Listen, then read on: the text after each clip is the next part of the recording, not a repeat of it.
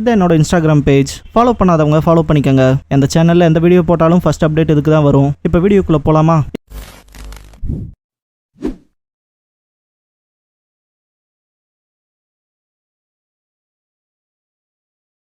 Hello guys, நீங்கள் பார்க்குறது Tamil anime and நான் தான் உங்கள் சென்பாய்.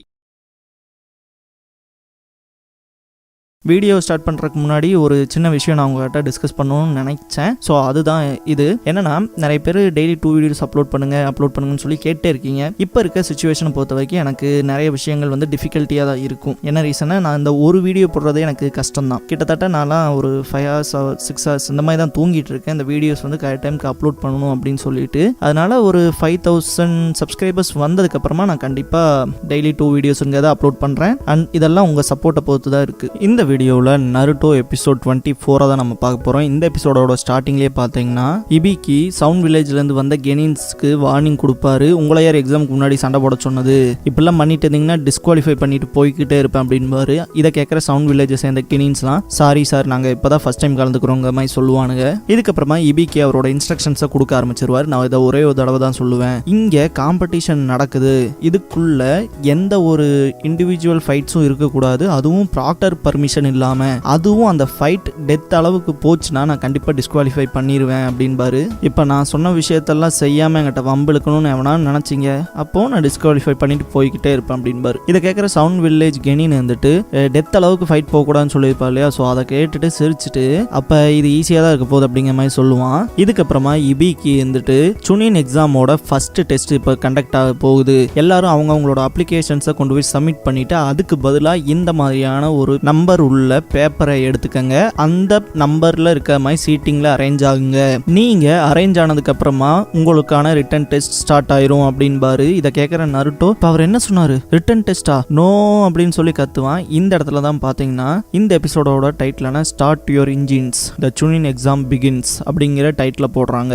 இதுக்கப்புறமா அவங்க சீட்ல போய் எல்லாரும் அரேஞ்ச் ஆயிருப்பாங்க. நருட்டோ வந்து அவன் தலையை பிச்சுட்டு கிடப்பான். ஐயோ, இதை நான் எப்படி அட்டன் பண்ண போறேன்? எல்லாருமே ஸ்கேட்டர் ஆயிட்டாங்க. நான் இப்பவே ஒரு டிசாஸ்டர்ல மாட்டுமா இதை ஃபீல் பண்றான்னுலாம் கத்திட்டு இருப்பான். இதை பார்க்குற சக்குரா வந்துட்டு, இவனமாய் ஆட்களுக்குலாம் இதெல்லாம் ரொம்ப கஷ்டம் தான் அப்படின்ட்டு சிரிப்பா. இந்த இடத்துல ஹினாட்டா வந்துட்டு நருட்டோவை கூப்பிடுவா. இந்த இடத்துல நருட்டோ வந்துட்டு, நான் அவளை நோட்டீஸ் பண்ணவே இல்லையே அப்படிங்கிற மாதிரி திங்க் பண்ணுவான். இதுக்கப்புறமா ஹினாட்டா வந்துட்டு, நம்ம 2 பேருமே நம்மளோட பெஸ்ட்டை கொடுப்போம் நருட்டோ அப்படின்னு சொல்லுவா. இதை கேட்குற நருட்டோ ரொம்பவுமே சந்தோஷப்படுவான். இதுக்கப்புறமா இபிக்கி இந்த ஃபர்ஸ்ட் டெஸ்டோட ரூல்ஸை சொல்ல ஆரம்பிப்பாரு. நான் இப்பவே சொல்லிடுறேன், நான் எந்த கொஸ்டின்ஸுமே காது கொடுத்து கேட்க மாட்டேன். அதனால நீங்க இப்போ நான் சொல்ற ரூல்ஸை காது கொடுத்து கேட்டு லிசன் பண்ணிக்கங்க அப்படின்பாரு. இதை கேட்குற சக்குரா காண்டாவை, என்ன கொஸ்டின்ஸ் கூட கேட்கக்கூடாது அப்படிங்கிற மாதிரி. இபிக்கி சொல்ற விஷயம் என்னன்னு பார்த்தீங்கன்னா, 10 கொஸ்டின்ஸ் இருக்கும். அந்த 10 ப்ராப்ளம்ஸ்க்கான ஆன்சர் நீங்க எழுதணும். ஒரு ஆன்சர் நீங்க தப்பா எழுதினாலும் அந்த ஒரு ஆன்சருக்கான 1 மார்க் வந்து டிடக்ஷன் ஆகும். இப்போ 10 கொஸ்டின்ல 3 தப்பா எழுதுறீங்களா, உங்களோட ஸ்கோர் வந்து 7 அப்படின்பாரு. இந்த இடத்துல நருட்டோ வந்துட்டு, அப்ப நான் 10ல் 10மே எழுதினா என்னோட ஸ்கோர் 0வா அப்படிங்கிற மாதிரி யோசிப்பான்.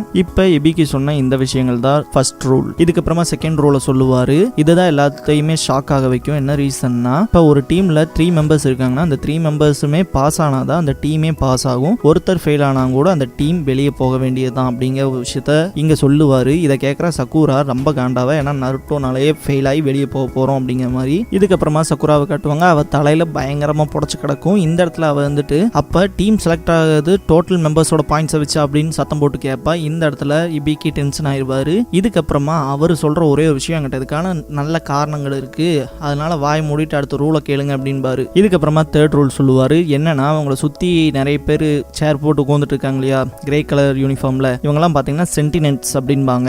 இவங்களோட வேலை என்னன்னா, இவங்க பிட் அடிக்கிறாங்களா இல்லையாங்கிறத செக் பண்ணணுங்கிறதான். அப்படி இவங்க பிட் அடிக்கும் போது இந்த சென்டினென்ட்ஸ் கிட்ட மாட்டிக்கிட்டா அவங்களோட பாயிண்ட்ஸ்ல இருந்து 2 மார்க்ஸை மைனஸ் பண்ணிடுவோம் அப்படிங்கிற மாதிரி சொல்லுவாரு. இதை கேட்கறதுக்கே பயங்கர ஷாக்கிங்கா இருக்கும் உங்களுக்கு. இதுக்கப்புறமா நீங்க கிட்டத்தட்ட ஒரு 5 தடவைக்கு மேல மாட்டிக்கிட்டீங்கன்னு வச்சுக்கோங்களேன், கண்டிப்பா டிஸ்குவாலிஃபை தான் பண்ணுவோம் அப்படின்பாரு. என்ன ரீசன், இப்போ 1 டைம் சிக்னா 2 மார்க்ஸ் ரெடியூஸ் ஆகுது. அப்போ டோட்டலாக 10 மார்க்ஸ் இருக்கு. அப்போ 5 தடவை சிக்னா தட்ஸ் நோ மார்க்ஸ் இல்லையா, அதனால தான். இதுக்கப்புறமா அங்கே இருக்க ஒரு சென்டினென்ட் வந்துட்டு, நான் உங்களை பார்த்துக்கிட்டே தான் இருப்பேன் அப்படின்பாரு. அங்கே அவங்க கையில் ஒரு பேட் இருக்கு இல்லையா, ஸோ பார்த்தீங்கன்னா அந்த இடத்துல அந்த சீட்டில் உட்காந்துருக்காங்க இல்லையா, ஸோ அவங்களோட நம்பர்ஸை வந்து இவங்க ரைட் பண்ணுறாங்கன்னு வச்சுக்கோங்களேன். ஒரு 5 டைம்ஸ் தாண்டி போயிடுச்சுன்னா அவங்க டிஸ்குவாலிஃபை எழுதுவாங்க அந்த மாதிரி. இதை கேட்குற சக்குரா, இந்த டெஸ்ட் எழுதுறது கூட பிரச்சனை இல்லை போல இருக்கு, இவங்களோட ரூல்ஸ் தான் பிரச்சனை அப்படிங்கிற மாதிரி திங்க் பண்ணுவா. சரி, என்ன பிரச்சனை வந்தால் என்ன, நருட்டோ 0வே எடுத்தாலும் நானும் சாஸ்கே சாஸ்கேம் பயங்கரமாக எழுதி எப்படியோ டீமை பாஸ் பண்ண வைக்கிறோம் அப்படிங்கிற மாதிரி சக்குரா திங்க் பண்ணுவா. அக்யூரட்டாக ஒரு செகண்ட் மிஸ் ஆகாமல் இபிக்கி சொல்கிற ஒரே ஒரு விஷயம், இப்போ உங்கள் டீமில் 3 பேர் இருக்கீங்க இல்லையா, ஸோ ஒருத்தர் 0 பாயிண்ட்ஸ் எடுத்து டிஸ்குவாலிஃபை ஆனால் டோட்டல்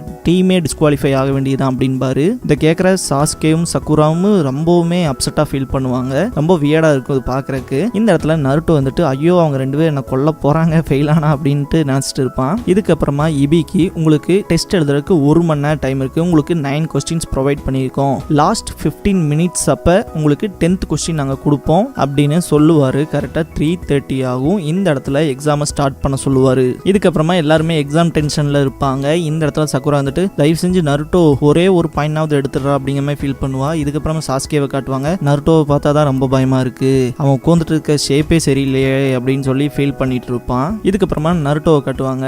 அவன் மனசுக்குள்ள சொல்கிற விஷயம் என்னன்னு பார்த்தீங்கன்னா, இதுக்கு முன்னாடி எத்தனையோ தடைகளை தாண்டி வந்துட்டோம், இதெல்லாம் ஒரு பெரிய பிரச்சனையாக இருக்க போதா நமக்கு, சரி இப்போ நான் பண்ண வேண்டிய விஷயம்ல ஒன்று தான், நான் கான்சென்ட்ரேட் பண்ணும் அமைதியாக இந்த கொஸ்டின் பேப்பர்ஸை ரீட் பண்ணால் கண்டிப்பாக எனக்கு ஏதாவது ஒரு ஆன்சர்னாவது தெரிஞ்சிருக்க வாய்ப்பு இருக்குது அப்படிங்கிற மாதிரி நினைப்பான். அண்ட் ரீட் பண்ண ஆரம்பிப்பான். ஓ எஸ் எக்ஸலண்ட் அப்படின்லாம் சொல்லிட்டு இருப்பான் நருட்டோ. நம்மளே கொஞ்ச நேரத்தில் ஃபூல் ஆன மாதிரி தான் தெரியும். என்ன ரீசன்னா தலைவன் அட்டன் பண்ணிடுவான்னு பார்த்தா சரி அது வேண்டாம் செகண்ட் பார்ப்போம் அப்படின்ட்டு போயிடுவார். இதுக்கப்புறமா சாஸ்கேவை காட்டுவாங்க. சாஸ்கே அந்த கொஸ்டின் ரீட் பண்ணிட்டு இருப்பான். இப்போ பார்த்தீங்கன்னா பி அப்படிங்கிற ஒரு பர்சன் வந்து கீழே இருக்காருன்னு வச்சுக்கோங்களேன். ஏ அப்படிங்கிற பர்சன் வந்து ஒரு மரத்தோட டாப்ல இருக்காருன்னு வைங்க, 7 ஃபீட்ல. அவர் மேலே இந்த ஷுரிக்கன் எடுத்து அட்டாக் பண்ண அதோட லாங்கஸ்ட் ஃபயரிங் ரேஞ்ச் எல்லாம் கேட்டிருப்பாங்க. அதே மாதிரி ஃபிளாட் கிரவுண்டா இருந்தா அதோட ஃபயரிங் ரேஞ்ச் எந்த அளவுக்கு இருக்கும் அப்படிங்கிற விஷயத்தெல்லாம் கேட்டிருப்பாங்க. அதெல்லாம் ரீட் அவுட் பண்ணிட்டு இருப்பான். இதுக்கப்புறமா சக்குரா வந்துட்டு இந்த கொஸ்டின்ஸே ரொம்ப டிஃபிகல்ட்டா இருக்கு, நான் மட்டும் இல்லை யாரா இருந்தாலும் இதுக்கு ஆன்சர் பண்றது ரொம்ப கஷ்டம் தான், நருட்டோ மட்டும் குறை சொல்ல முடியாது அப்படிங்கிற மாதிரி திங்க் பண்ணிட்டு இருப்பா. இதுக்கப்புறம் நருட்டோ வந்து செகண்ட் கொஸ்டின் விட்டுட்டு அடுத்தது போலாம் அப்படின்ட்டு போவான். செம்ம ஃபன்னா இருக்கும். சக்குரா சொல்லியிருப்பா இல்லையா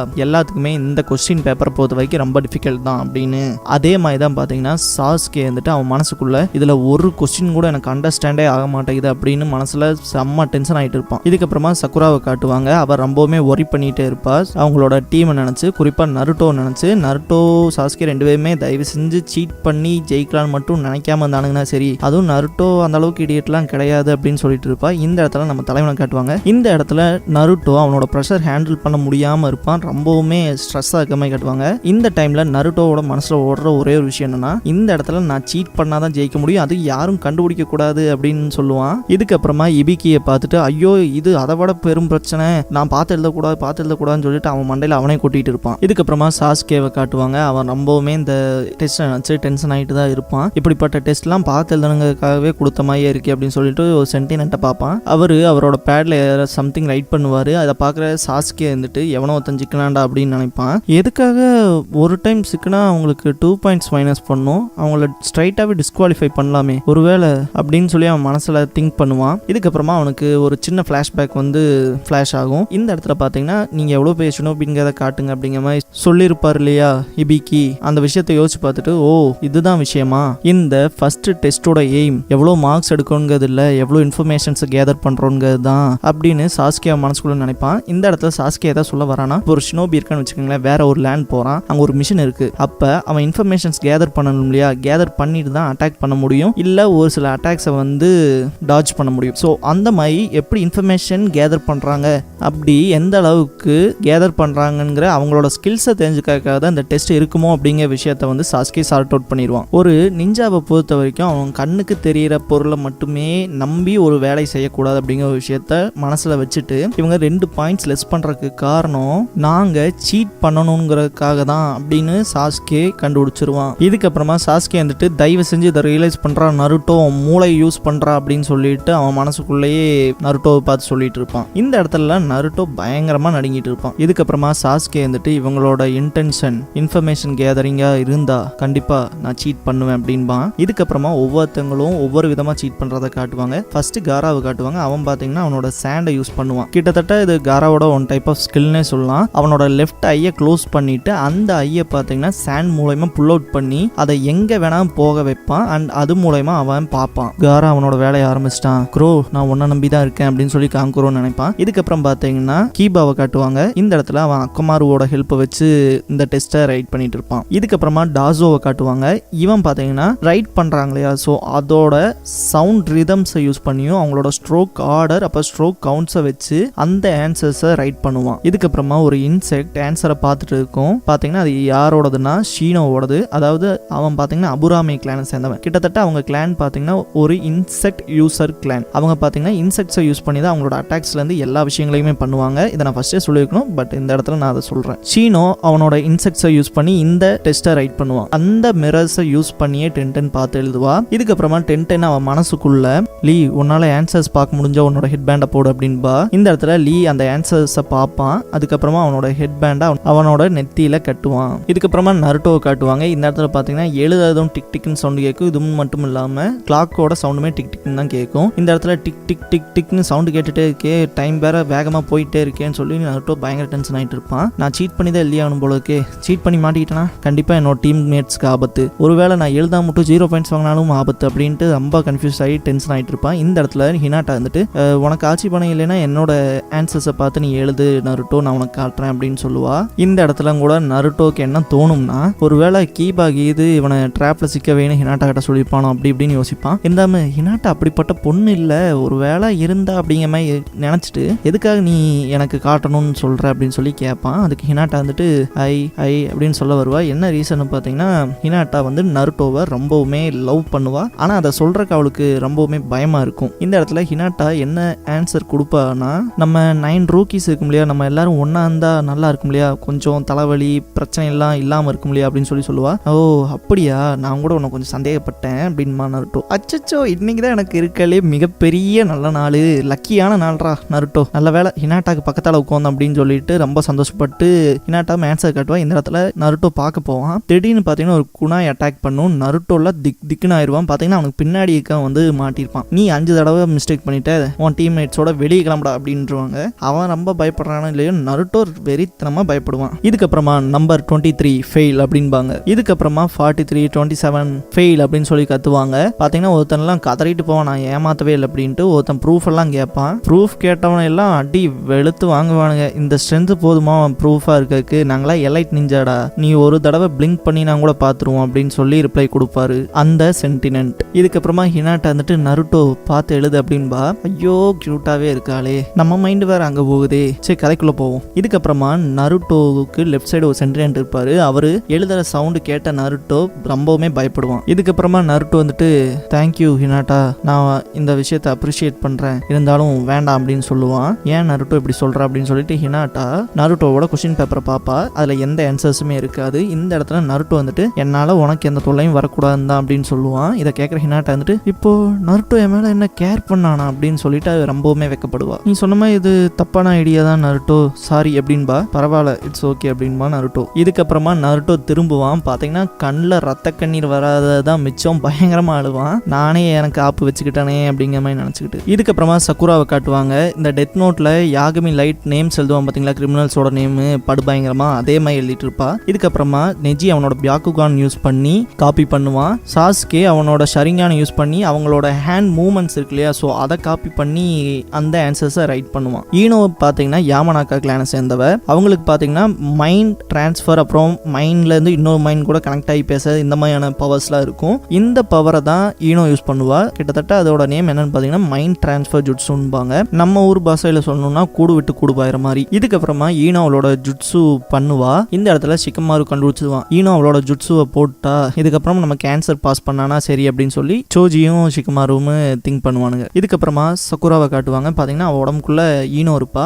அவ இந்த ஆன்சர்ஸ்லாம் நான் சீக்கிரமா மெமரைஸ் பண்ணிட்டு ஷிகமாரு சோஜிக்கு பாஸ் பண்ணணும் அப்படின்னு சொல்லுவா. இதுக்கப்புறமா நம்பர் 33 நம்பர் 9 ஃபெயில் அப்படின்லாம் சொல்லுவாங்க. இதெல்லாம் கேட்குற காபூட் வந்துட்டு இப்போ வரைக்கும் கிட்டத்தட்ட 13 டீம்ஸ் டிஸ்குவாலிஃபை பண்ணிட்டாங்களே அப்படின்னு சொல்லி திங்க் பண்ணுவான். இதுக்கப்புறமா காராவை பார்க்குற இபிக்கு அவனோட ஐலாஷஸும் கூட நகத்தாம இருக்கானே அப்படிங்கிற மாதிரி திங்க் பண்ணிட்டு சிரிப்பான். இந்த இடத்துல உண்மையா பார்த்தீங்கன்னா காரா அவனோட தேர்ட் ஐயை யூஸ் பண்ணுவான். கிட்டத்தட்ட இந்த இடத்துல காரா அவனோட ஆப்டிக் நர்வை அதோட கனெக்ட் பண்ணிட்டேன் அப்படின்னு சொல்லுவான். இதுக்கப்புறமா அவனோட கண்ணை அவனே அமுக்குவான். பார்த்தீங்கன்னா சேண்டா தான் அப்படியே ஸ்பில் ஆகும். இதுக்கப்புறமா ஒருத்தனோட கண்ணில் போய் அந்த சேண்ட்ல லைட்டாக படும். என்ன என் கண்ணில் தூசி பட்டுருச்சுன்னு அவன் கண் துடைக்கிற நேரத்துக்குள்ள அந்த தேர்ட் ஐ யூஸ் பண்ணி அந்த ஆன்சர்ஸை காப்பி பண்ண ஆரம்பிச்சிருவான். இதுக்கப்புறமா காங்க்ரோ வந்துட்டு நான் ரெஸ்ட் ரூம் போகணும் அப்படின்னு சொல்லுவான். இந்த இடத்துல பார்த்தீங்கன்னா அவனோட கையில் கஃப் மாட்டி அவனோட கஃப்ல பார்த்தீங்கன்னா ஒரு ரோப் கட்டி ஒரு சென்டினன்ட் கூட போவார். என்னதான் சொன்னாலும் இந்த ப்ராக்டர்ஸ்லாம் கொஞ்சம் கிறுக்கணுக்கு தான். ஏன்னா அவங்களோட சென்டினன்ட்ஸில் ஒருத்தர் எச்சா இருக்கிறதே அவங்க நோட்டீஸ் பண்ணல. ஏன்னா நான் சொல்றது க்ரோ அப்படின்னு சொல்லுவான்.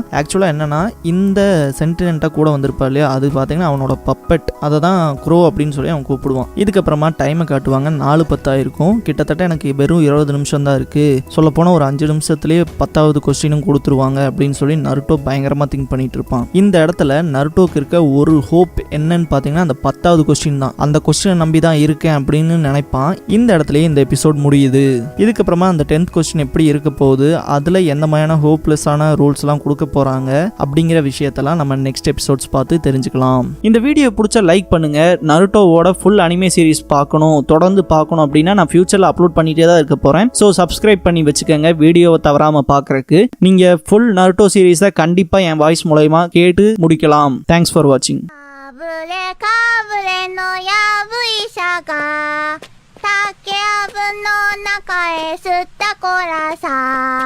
やぶからぼんに吸ったこらさ、やぶれたらぶれた持って吸ったこらさ、やぶれかぶれのやぶいさがひどいなこの歌。